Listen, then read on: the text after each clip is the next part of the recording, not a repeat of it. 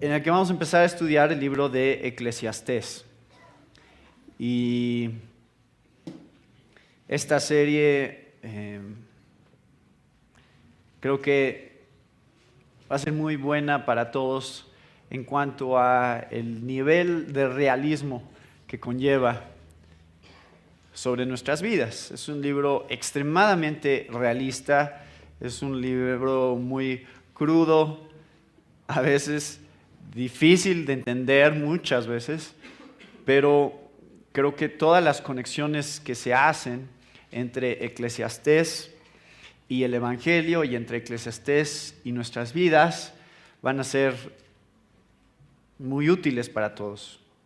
Y vamos a leer estos primeros 11 versículos del capítulo 1, que es lo que vamos a meditar hoy. Dice Eclesiastés 1:1, palabras del predicador, hijo de David, rey en Jerusalén. Vanidad de vanidades, dijo el predicador, vanidad de vanidades, todo es vanidad. ¿Qué provecho tiene el hombre de todo su trabajo con que se afana debajo del sol? Generación va y generación viene, mas la tierra siempre permanece. Sale el sol y se pone el sol y se apresura a volver al lugar de donde se levanta. El viento tira hacia el sur y rodea al norte, va girando de continuo y a sus giros vuelve el viento de nuevo. Los ríos todos van al mar y el mar no se llena. Al lugar de donde los ríos vinieron, ahí vuelven para correr de nuevo. Todas las cosas son fatigosas, más de lo que el hombre puede expresar. Nunca se sacia el ojo de ver, ni el oído de oír. ¿Qué es lo que fue? Lo mismo que será. ¿Qué es lo que ha sido hecho? Lo mismo que se hará. Y nada hay nuevo debajo del sol. ¿Hay algo de que se puede decir, he aquí esto es nuevo? Ya fue en los siglos que nos han precedido. No hay memoria de lo que precedió, ni tampoco de lo que sucederá habrá memoria en los que serán después. Parte en realidad del propósito de este mensaje es deprimirlos, por lo menos por un ratito, porque esto no es muy positivo, que digamos. Y lo primero que quiero que vean sobre Eclesiastés es ¿quién es el que está escribiendo este libro? ¿Quién es el autor?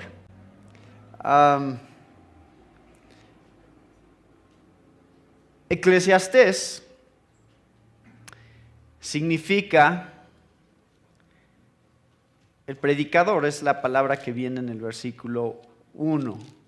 El autor solo se identifica en realidad como el predicador, no da su nombre, pero dice que es hijo de David, rey en Jerusalén. Entonces, ¿quién creen que es? Bueno, tradicionalmente se considera que es Salomón. Sin embargo, varios de los comentarios que tengo sobre Eclesiastés cuestionan si realmente es Salomón. Por varias razones. Una de las razones que cuestionan por la cual podría ser Salomón es porque el tipo de hebreo, el lenguaje que se usa en el libro, dicen que es de una época posterior a Salomón. Otra de las razones por las que dicen que no creen que es Salomón es porque el libro manifiesta que hay una clase de arrepentimiento en esta persona con respecto a ver hacia atrás en su vida. Y vamos a ver eso especialmente cuando lleguemos al capítulo 12. Y en la Biblia no tenemos registrado en realidad ningún arrepentimiento en la vida de Salomón. Y bueno, hay algunas razones así que tienen. Sin embargo, creo que no son, no terminan siendo conclusivas, ¿esa es la palabra? Concluyentes, ¿verdad? No terminan siendo concluyentes las observaciones con respecto a la autoría de otra persona sobre el libro de Eclesiastés. Yo creo que sí fue Salomón. Ahora, no importa mucho ese tema. Creo que lo que quiero que vean es que sea como sea, Salomón, la experiencia de Salomón está plasmada aquí. Ya haya sido Salomón o un autor posterior a Salomón, está mirando la vida de Salomón y dejándonos ir en esa dirección, viendo la vida de Salomón como un ejemplo de las conclusiones a las cuales está llegando.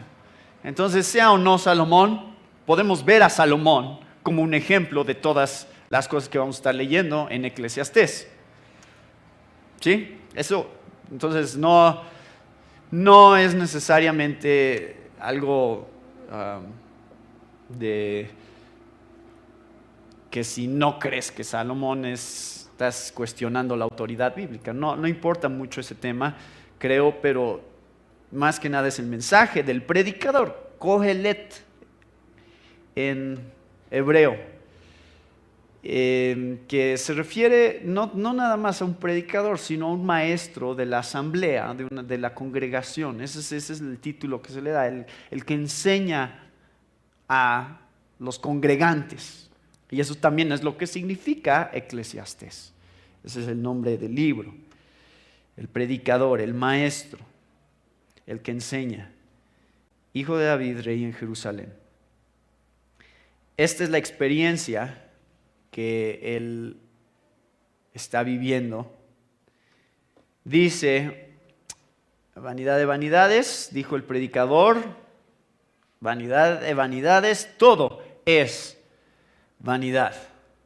¿Qué provecho tiene el hombre de todo su trabajo con que se afana debajo del sol? Esos 3 versículos, o más bien el versículo 2 y 3, establecen el tema de este libro.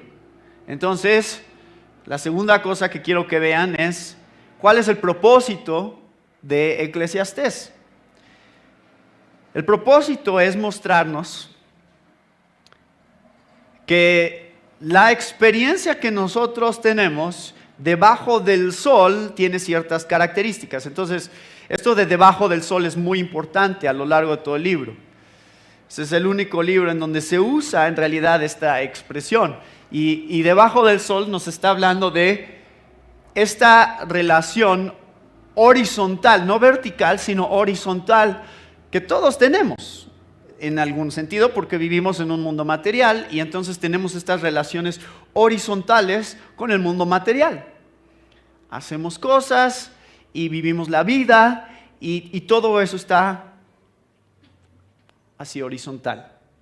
Entonces quiere examinar cómo se ve eso y de qué se trata eso. ¿Cuál es el propósito de una vida física, material, sin Dios, sin tomar en cuenta a Dios? No dice nada aquí acerca de Dios.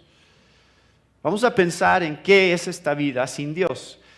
Y en eso estamos tú y yo, en realidad, en cierta manera, porque estamos experimentando día a día la realidad de lo temporal, que no tiene nada que ver con Dios. Y no tiene permanencia. La gente que no conoce a Dios lo experimenta, la gente que sí conoce a Dios lo experimenta, todos caemos bajo esta categoría. ¿Qué dice que es? ¿Qué dice que es esta experiencia debajo del sol?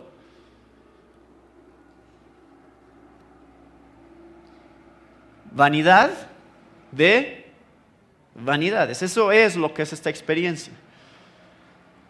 Ahora, vanidades o vanidad es una palabra que nuevamente no comunica exactamente a veces en nuestra mente la idea del libro, porque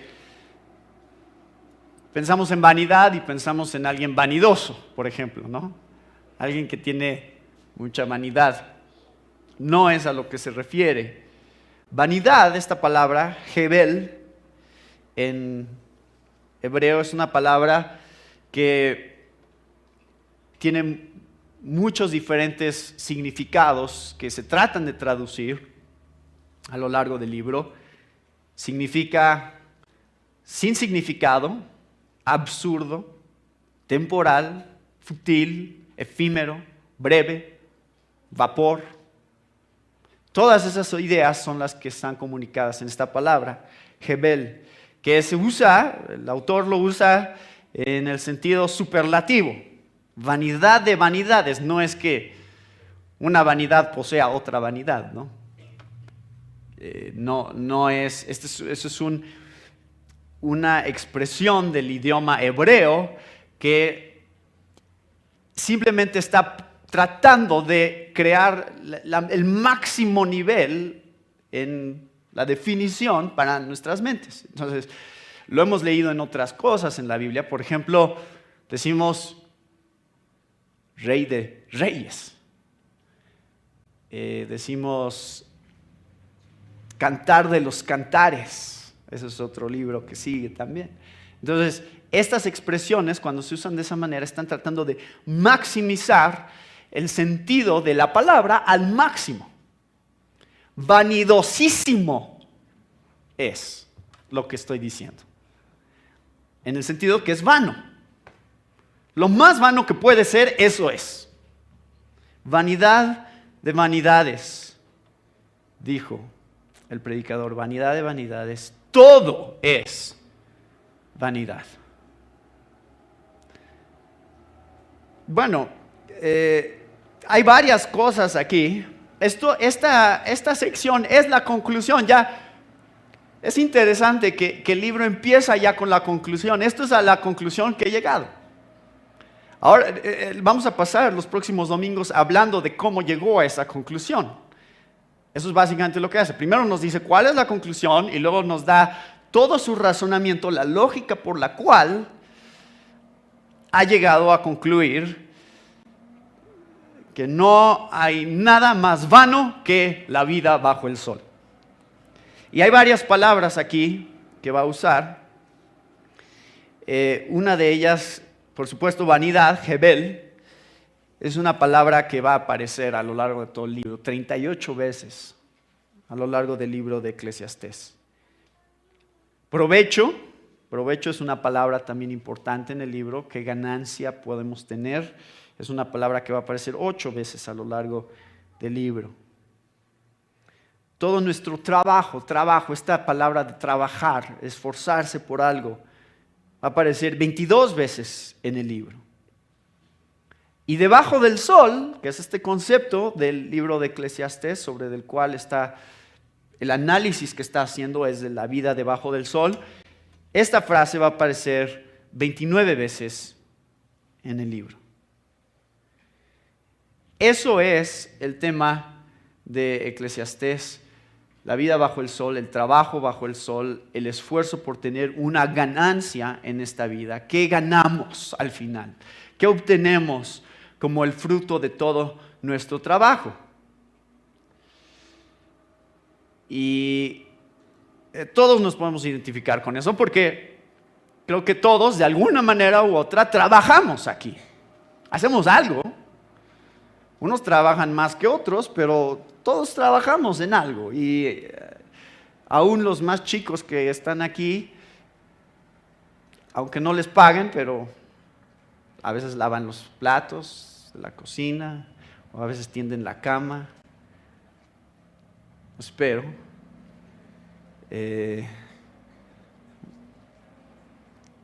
¿No están mis hijos? Hay uno, por lo menos. Conste que estoy diciendo eso.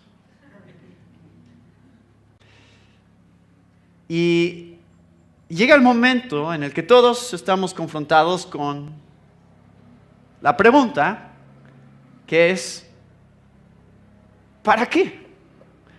¿Para qué estoy haciendo estas cosas? ¿Estoy llegando a algún lado con lo que hago? ¿Hay alguna ganancia en realidad al final? ¿O todo lo que estoy haciendo al final no será nada? Esa es la pregunta. Y hay una conexión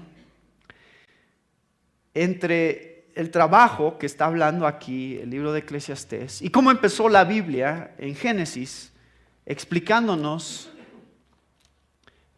cómo en la creación original Dios le encomendó a Adán y a Eva trabajar. Les dijo, ustedes pueden señorear sobre toda la creación, es su trabajo administrar todo lo que he hecho.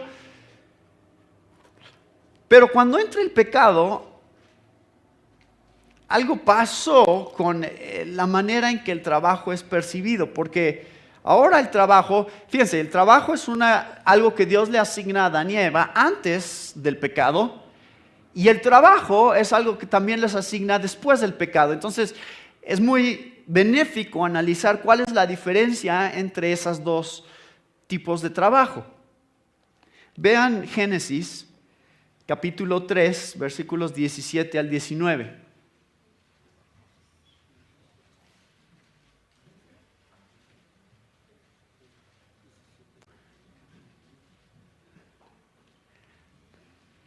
A ver, antes de leerlo, ¿qué es lo que Dios le dijo a Adán y Eva que iba a suceder el día que comieran del árbol de la ciencia del bien y del mal? ¿Qué dijo que iba a pasar? El día que de él coman, ciertamente morirán.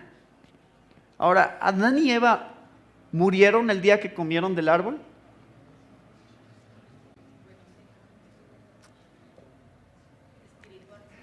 Sí, sí murieron, espiritualmente murieron, pero también entró en acción el efecto del pecado que los llevó también a la muerte física. Y algo pasó que transformó todo el concepto de todo lo que Adán y Eva eran e iban a ser de ese momento en adelante. Génesis 3:17 dice, entonces dijo Adán, Dios, por cuanto has escuchado la voz de tu mujer y has comido del árbol del cual te ordené, diciendo, no comerás de él, maldita será la tierra por tu causa. Con trabajo comerás de ella todos los días de tu vida. Espinos y abrojos te producirá y comerás de las plantas del campo. Con el sudor de tu rostro comerás el pan hasta que vuelvas a la tierra, porque de ella fuiste tomado, pues polvo eres y al polvo volverás. Entonces hay dos aspectos que Dios está mostrando como consecuencia del pecado. Uno, lo complicado, lo difícil y lo inútil al final que realmente va a significar trabajar, porque nada más va a ser trabajar para sobrevivir y va a ser difícil, no va a ser fácil, y al final todo ese trabajo va a ser solamente ¿para qué? Para que al final te mueras. Eso es lo que le está diciendo Dios. Todo tu trabajo, te vas a esforzar, vas a sudar, te va a costar trabajo y al final te vas a convertir en polvo.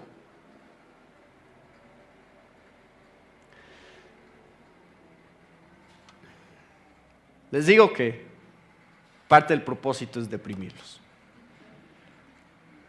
Estaba escuchando una historia de un policía que pasó y vio a un hombre que estaba parado en un puente y iba a saltar. Se iba a suicidar. Y el policía le habló al hombre y le dijo, bájate de ahí. ¿Por qué te quieres matar? No, es que la vida no tiene sentido y ya me di cuenta que todo es muy deprimente y prefiero no vivir. Entonces el policía le dijo, a ver, te voy a hacer un trato. Bájate de ahí, vamos a platicar. Primero tú me dices por 15 minutos por qué crees que la vida es tan deprimente y otros 15 minutos yo te voy a contar de por qué vale la pena vivir. Y al final decides si de veras te quieres aventar o no. Entonces ya se bajó el hombre y dice, ok, vamos a hacer eso. Platicaron, él le contó 15 minutos, luego el policía le habló por otros 15 minutos y después los dos saltaron del puente. ¿Por qué? ¿Por qué pasaría eso? A lo mejor el policía había cosas de la vida que él no había visto, que este hombre sí había visto. Y se terminó convenciendo de lo inútil que es esta vida, de lo deprimente que puede ser todo lo que nos rodea. Y no es verdad que en nuestra sociedad así se siente a veces. Pues esto que está diciendo este autor, el predicador en Eclesiastés, lo escuchan en el radio todos los días. No dicen los locutores, ya es viernes. ¿Verdad? Toda la semana estábamos trabajando, ¿para qué? Para llegar al viernes, ese era el propósito, que ya fuera el fin de semana. Pero de pronto pasa el fin de semana, otra vez es lo mismo. Les encanta hacer memes en Facebook sobre eso, ¿no? Sobre cómo este ciclo. ¿Y hacia dónde vamos? ¿Hacia el fin de semana? ¿Esa es nuestra meta? ¿Llegar al fin de semana? Sobrevivir lunes, martes, miércoles, jueves, para que el viernes ya en la tarde podamos divertirnos, aunque sea un poquito. Y el sábado podamos descansar, aunque sea un poquito. Pero después tenemos que regresar nuevamente a todo este proceso, otra vez tan aburrido. Entonces, no es tanto que la vida sea inclusive deprimente, simplemente es aburrida.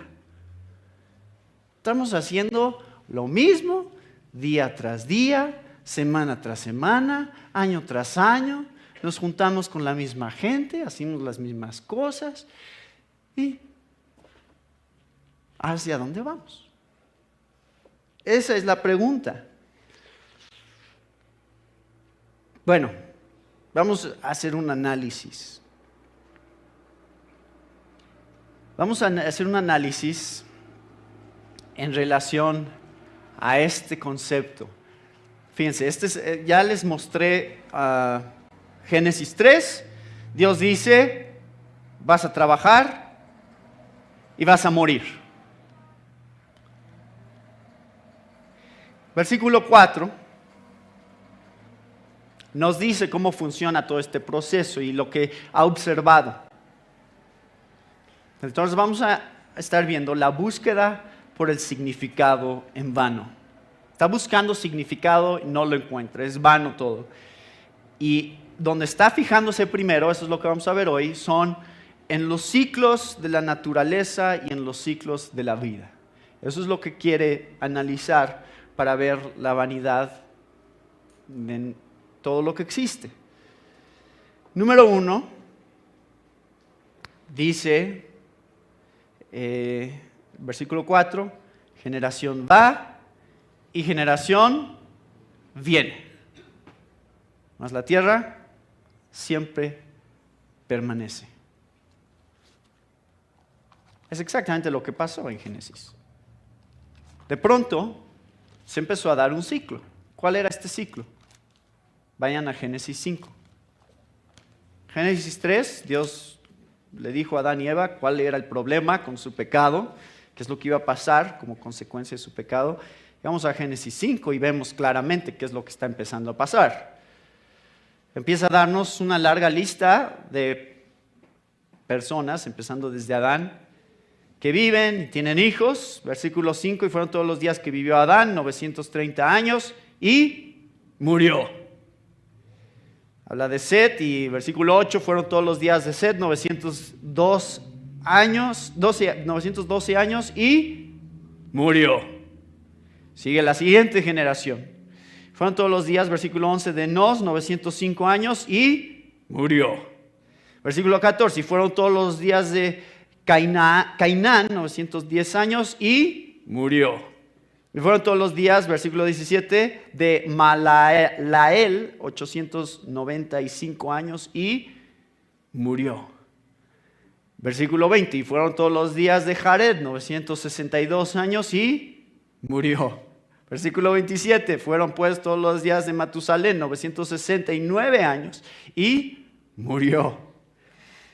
Versículo 31, y fueron todos los días de Lamec, 777 años, y murió. Y así nos podemos seguir hasta el día de hoy.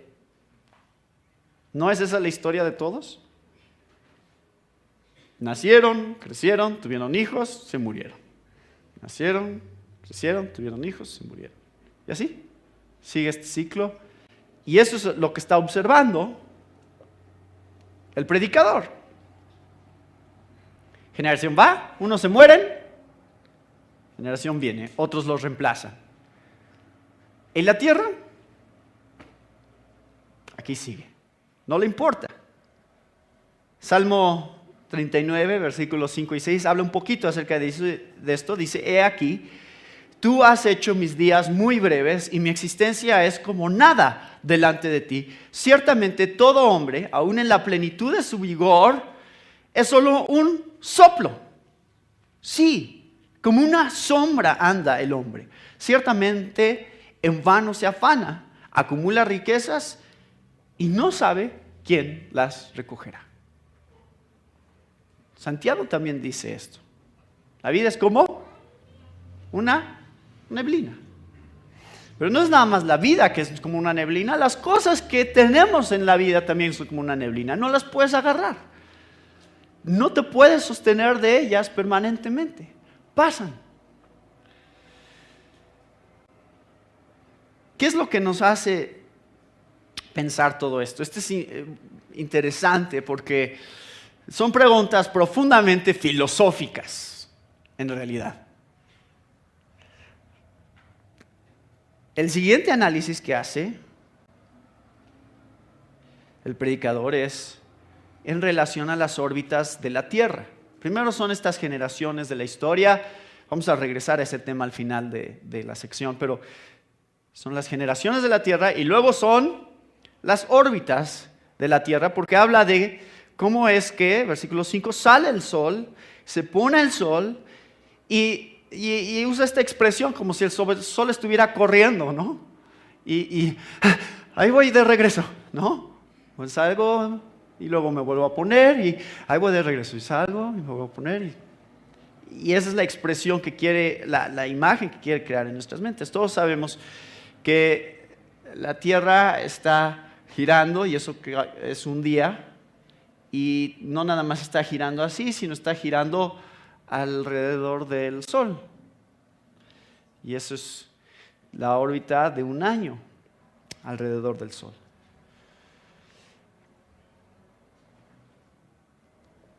¿Y a dónde va la Tierra? ¿Va a alguna parte? ¿O a dónde va a llegar al final? ¿Estamos en un camino?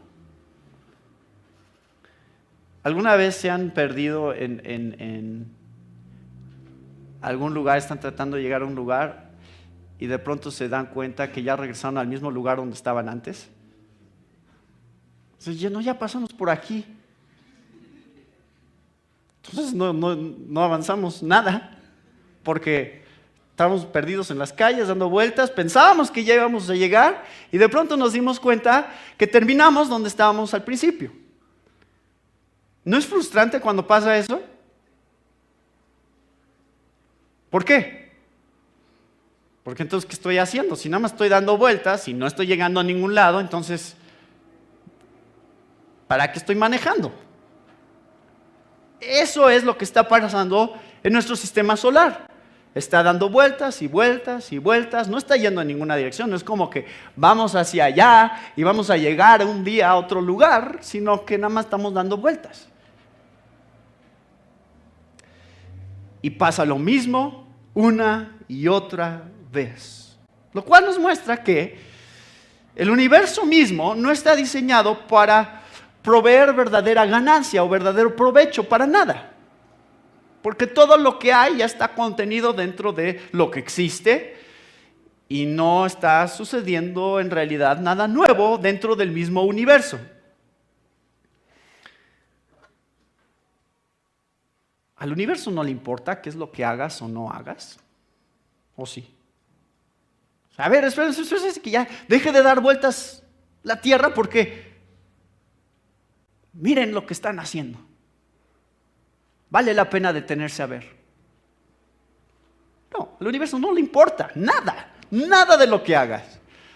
Puedes vivir tu vida como tú quieras y el universo va a seguir haciendo exactamente lo mismo que hace todos los días. dar vueltas y vueltas y vueltas, y sale el sol y se pone el sol, sale el sol, se pone el sol. Esta es la idea de todo el pasaje, es ¿qué es lo que trae ganancia realmente? Ganancia.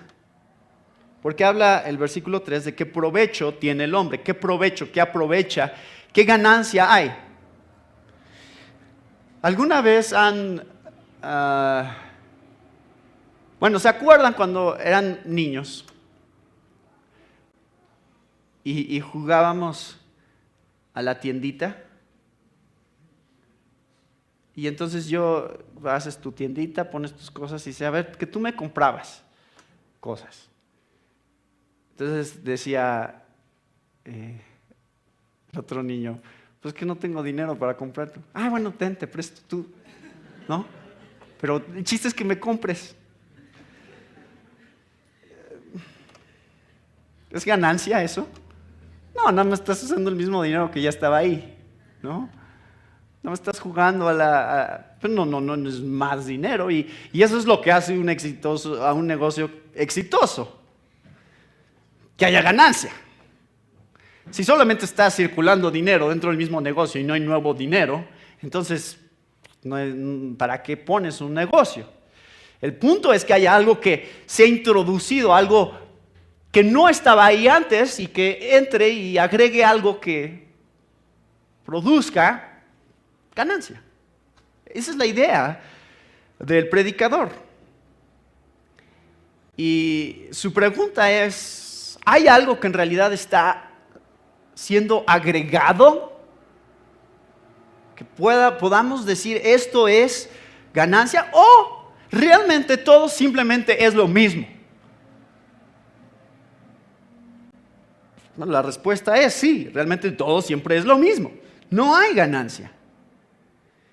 Y su siguiente ejemplo es el versículo 6. Dice, el viento tira hacia el sur y rodea al norte, va girando de continuo y a sus giros vuelve el viento de nuevo. ¿Hacia dónde va el viento? Pues no sé a dónde va, pero regresa. No sé, donde sea que se vaya, va a volver. Porque tiene estos ciclos en donde también hace lo mismo una vez y otra vez. ¿Y qué ganancia hay en el ciclo del viento? Ninguno. El agua, los ríos todos van al mar y el mar no se llena. Al lugar de donde los ríos vinieron, ahí vuelven para correr de nuevo. Bueno, todos sabemos que la razón por la cual el mar no se llena es porque, aunque todos los ríos desembocan en el mar, no se llena porque el agua se evapora y llueve y cae otra vez, y hay un ciclo en donde el agua simplemente está subiendo y bajando. Pero ese es el punto que tiene este pasaje, es que el agua no va en realidad a ningún lugar. Ahí está nada más dando vueltas y vueltas y vueltas. Entonces, llegamos al versículo 8 y aquí está. Ya estaba observando todas estas características de la naturaleza y dice, todas las cosas son fatigosas más de lo que el hombre puede expresar.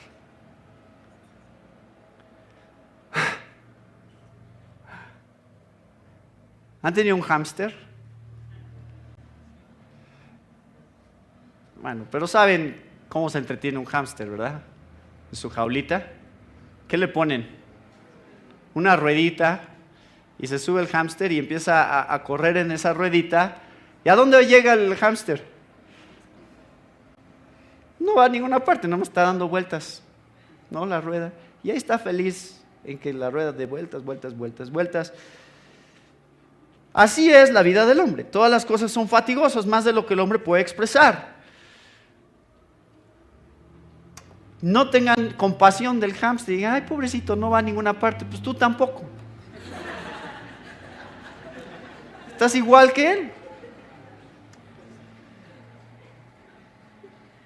Estás buscando algo. Estás buscando algo, pero finalmente eso, algo que estás buscando, va a desaparecer. Este es el siguiente ejemplo que usa el predicador. Dice en el versículo también 8, dice: nunca se sacia el ojo de ver, ni el oído de oír.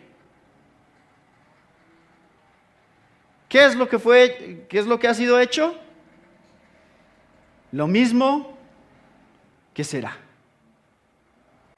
¿Qué es lo que fue? Lo mismo que será. ¿Qué es lo que ha sido hecho? Lo mismo que se hará. Y nada hay nuevo debajo del sol. Los deseos del hombre siempre han sido los mismos y siempre seguirán siendo los mismos, y va a tratar de satisfacer esos deseos con diferentes cosas. Sus oídos quieren escuchar nuevas cosas. Entonces hacemos música y creamos música, y las compañías disqueras saben que el hombre quiere escuchar cosas nuevas. Entonces sacan nuevas canciones para la radio y las ponen en la radio, pero adivina qué pasa. Llega el punto en que nos hartan esas canciones. ¿No les ha pasado? ¿Quién de aquí no se ha subido a un microbús y piensa, ¿otra vez esa canción?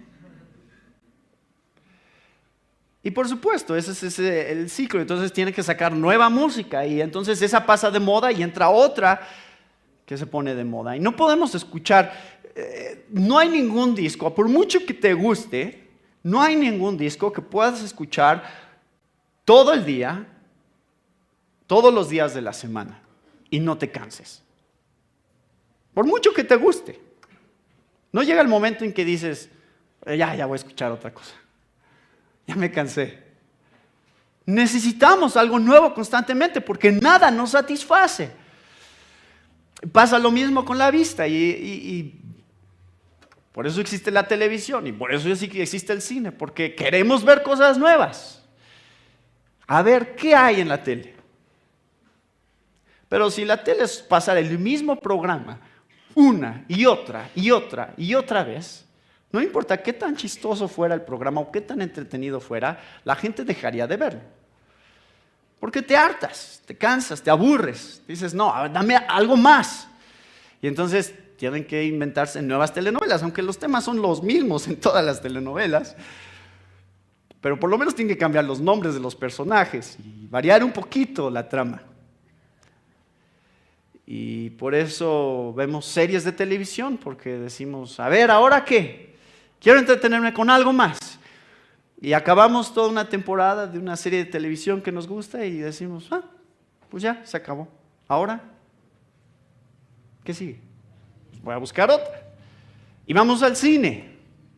Y en el cine siempre tienen que sacar películas nuevas. ¿Por qué? Porque si en el cine siempre tuvieran la misma película todo el año, llegaría el punto en el que la gente dejaría de ir. ¿No es cierto?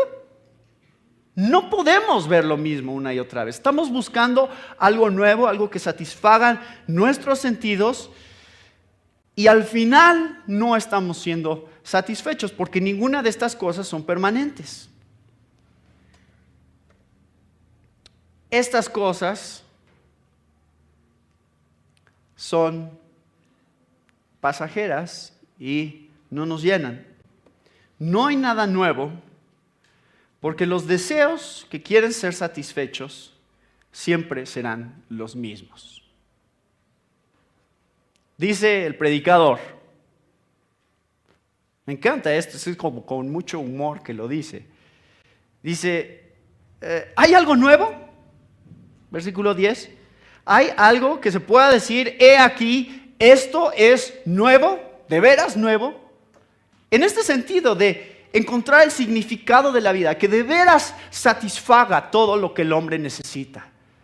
Que pueda decir, esto es verdadera ganancia para mí. ¿Hay algo nuevo? Bueno, es que el predicador no sabía que iba a existir internet. Es que él no sabía que un día se iba a inventar Facebook. Eso sí es nuevo. ¿Es nuevo? Está apelando a las mismas necesidades que el ser humano siempre ha tenido. Es solamente un intento de llenar las mismas búsquedas, de encontrar la respuesta a las mismas búsquedas que siempre han habido. La diferencia nada más es que es mucho más frágil la manera en que estamos llenando esa búsqueda. Todo lo que requiere es que el jardinero se equivoque y sea un poquito descuidado y corte el cable de internet y ya no tienes vida.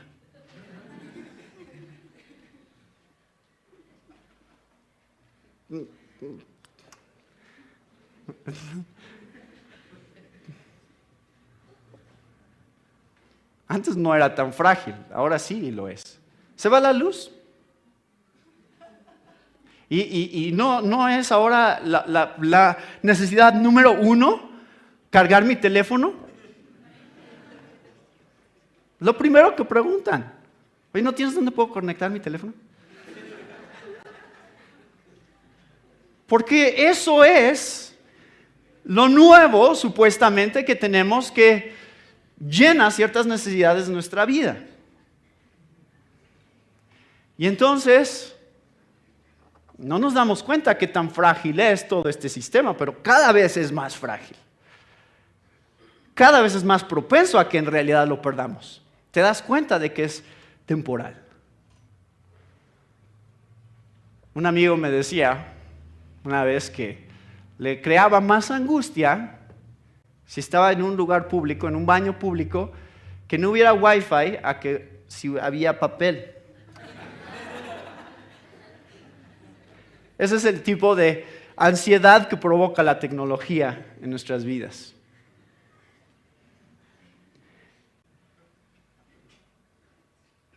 No, estoy seguro, esta experiencia todos la han tenido. Estás trabajando en algo en tu computadora, llevas horas y horas y horas haciéndolo, y de pronto, ¡pum!, se cierra el programa. Y te das cuenta que no lo habías salvado.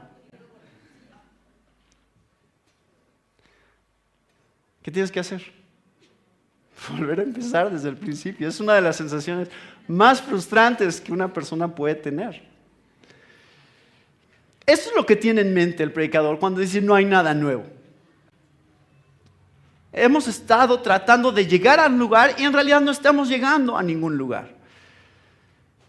La tecnología, los ciclos de la vida, lo que estamos buscando siempre ha sido lo mismo. Y el próximo domingo vamos a hablar muy específicamente de las cosas en donde él buscó este tipo de significado para su vida y se van a dar cuenta, son las mismas cosas que buscamos hoy. Hay estos ciclos interminables y me compro zapatos y se desgastan y ¿qué pasa? Me tengo que comprar otros zapatos. Y me compro zapatos y se ensucian. ¿Y qué tienes que hacer? Lavarlos. Y yo no los lavo, pero Dani sí. Y todas las mujeres aquí, especialmente las mujeres, no quiero sonar así como que estoy diciendo que los hombres no hacemos nada, no lavamos, pero las mujeres especialmente saben de qué se trata este ciclo, ¿no? Lavan ropa todos los días. ¿Solo para qué? Para ver que se vuelvan a ensuciar. Y ahí va otra vez, vuelve a lavar. ¿Y solamente para ver qué? Que se vuelve a ensuciar. A ver, se inventaron los platos desechables para que no tuvieran que lavar platos. ¿Por qué no han inventado ropa desechable? ¿No sería esa una buena solución a esta frustración de ciclos interminables que simplemente no podemos zafarnos de ellos? Estamos atrapados en la búsqueda constante de llegar a algún lugar y en realidad no estamos llegando a ningún lado. Termina el predicador diciendo, versículo 11. No hay memoria de lo que precedió, ni tampoco de lo que sucederá habrá memoria en los que serán después. Entonces ahora examina el legado del ser humano. Capítulo 2, versículo 18, lo vamos a ver el próximo domingo, pero vean esta conexión que hay. Capítulo 2, versículo 18 y 19. Dice: asimismo aborrecí todo mi trabajo que había hecho debajo del sol, el cual tendré que dejar a otro que vendrá después de mí. ¿No es un sentido de frustración? ¿Y quién sabe si será sabio o necio el que se enseñoreará de todo mi trabajo en que yo me afané y en que ocupé debajo del sol mi sabiduría? Esto también es vanidad. ¿Cuántas veces no has escuchado de historias sobre negocios que trabajó el padre años y años para construir y se lo heredan los hijos? ¿Y qué hacen los hijos? Traen todo abajo y termina en la quiebra. Capítulo 5, versículo 16, desde el 15, dice: como salió del vientre de su madre, desnudo, así vuelve, yéndose tal como vino, y nada tiene de su trabajo para llevar en su mano. Esa es la idea que está tratando de comunicar, pues, al final nos morimos y nada de lo que hicimos nos los llevamos, y se queda con otros que quién sabe qué van a hacer con él. En el capítulo 1, en el versículo 11, tiene este concepto del legado, de la memoria, porque algunos podrían decir: bueno, voy a vivir mi vida para que me recuerden. Voy a vivir mi vida para dejar un legado. ¿Puedes realmente controlar el futuro? ¿Y qué va a pasar con tu nombre? Les voy a decir qué va a pasar con su nombre.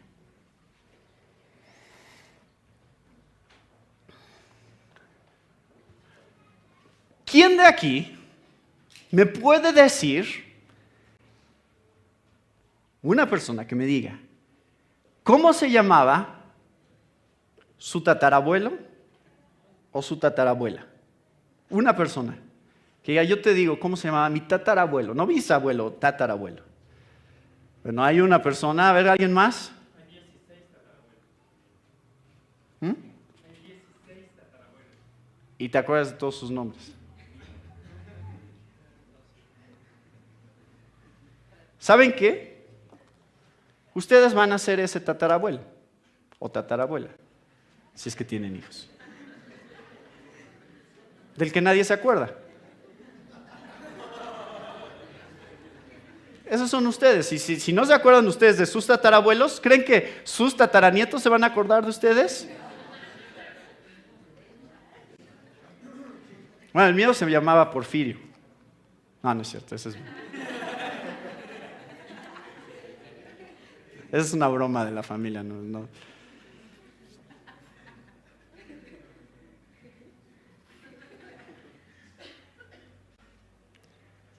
Nos morimos y se ponen tristes un ratito, ¿verdad? Ay, se murió. ¿Y se detiene todo? Sigue.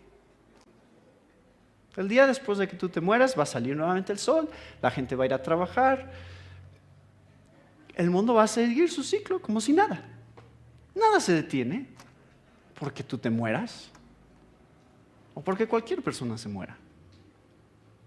La vida sigue y hay un sentido de frustración porque hay un sentido en donde quisiéramos sentir que hay trascendencia, en donde quisiéramos sentir que hay permanencia, pero no la vemos, no la hay.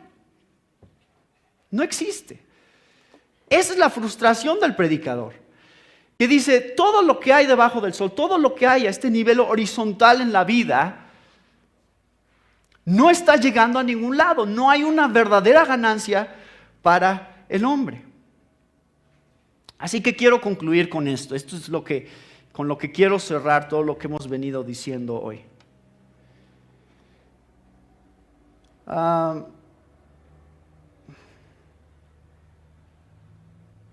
Jesús en Lucas 12 versículos 16 al 20, dijo algo muy parecido a lo que está diciendo aquí el predicador. Jesús dijo: la tierra de cierto hombre rico había producido mucho, y pensaba dentro de sí, diciendo: ¿qué haré, ya que no tengo dónde almacenar mis cosechas? Entonces dijo: esto haré. Derribaré mis graneros y edificaré otros más grandes, y ahí almacenaré todo mi grano y mis bienes. Y diré a mi alma: alma, tienes muchos bienes depositados para muchos años. Descansa, come, bebe, diviértete. Pero Dios le dijo: necio, esta misma noche te reclaman el alma. Y ahora, ¿para quién será lo que has provisto? Esta es la misma idea aquí, pero ahora en los evangelios, cuando Jesús regresa a lo que creo que el predicador quería que pensáramos sobre lo inútil de la vida. Así que quiero terminar mostrándoles cómo es que estos ciclos de la vida, corrompidos por el pecado, han sido rotos por algo que Dios hizo en la historia. Estamos en estos ciclos que no terminan, parece que no hay ganancia, pero la Biblia nos dice que sí hay un punto en donde hubo ganancia, porque este ciclo interminable, donde parecía que no íbamos a ningún lado, en donde estábamos afectados y dañados por el pecado, de repente fue interrumpido en la historia por Dios encarnado, interviniendo en el ciclo para romper con el ciclo y traer algo nuevo a nuestras vidas. Y eso es de lo que Pablo habla en Romanos 8, 20 al 21. Dice: porque la creación fue sometida a vanidad, no de su propia voluntad, sino por causa de aquel que la sometió, en la esperanza de que la creación misma será también liberada de la esclavitud, de la corrupción, a la libertad de la gloria de los hijos de Dios. Pues sabemos que la creación entera aún gime y sufre dolores de parto hasta ahora.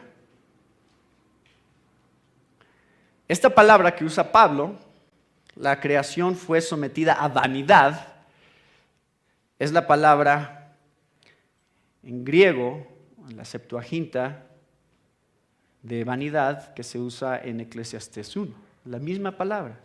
La creación fue sometida a vanidad, no de su propia voluntad, sino por causa de aquel que la sometió, en la esperanza de que la creación misma será también liberada de la esclavitud, de la corrupción, de la libertad, de la gloria de los hijos de Dios. Entonces, Cristo trajo esperanza a una creación sujeta a vanidad. Esto es real, sí hay una vanidad, algo vano, de futilidad de todo lo que nos rodea. Sin embargo, Dios lo sujetó por causa del pecado a esa futilidad, a esa inutilidad, pero la sujetó a vanidad para llevarnos a ver la esperanza que vendría a través de lo que Cristo hizo por nosotros. Entonces, estamos buscando, tratando de agarrarnos de algo y no sabemos de qué es. Pero Dios nos dice: sí hay esperanza y hay algo real que ha intervenido en la historia del mundo, lo cual te da esperanza. Que, miren, así es como pasó. El ser humano fue creado en un principio perfecto y con una relación perfecta con Dios. Y el ser humano fue creado para que solo esa relación con Dios pudiera realmente satisfacerlo. Pero cuando entró el pecado y esa relación fue cortada, entonces el ser humano se quedó con los mismos deseos de satisfacción, pero ya sin nada que pudiera realmente satisfacer esos deseos. Y entonces ahora empezó a ver a la creación como la manera de satisfacer esos deseos. Ya no al creador, sino a la creación. Y cuando se dio cuenta que en la creación no estaba pudiendo ser satisfechos esos deseos, empezó a entrar este sentido de frustración. Porque el pecado trae frustración a nuestras vidas, porque ninguna de las cosas que nos rodea es permanente. Y nos damos cuenta que todos los sueños que podríamos tener de lo que supuestamente nos haría felices, cuando lo alcanzamos, nos damos cuenta que no es así. Y C.S. Lewis dijo, esto es lo que él dijo con respecto a este sentido, decía, si nada en este mundo puede satisfacer los deseos que hay en mi corazón, entonces probablemente fui creado para otro mundo. Y eso es cierto. Esa es la realidad hacia la cual nos está apuntando este pasaje. Cuando tú ves a Cristo y lo que Él hizo en la cruz, entonces se empiezan a contestar algunas de las preguntas que se hace el predicador en cuanto a la ganancia, el provecho, lo nuevo. Dice, no hay nada nuevo, no hay nada nuevo, no hay ganancia, no hay provecho. Sin embargo, ¿hay algo nuevo en Cristo? Sí. Dice, de modo que si alguno está en Cristo, nueva criatura es. Las cosas viejas pasaron, he aquí, son hechas nuevas.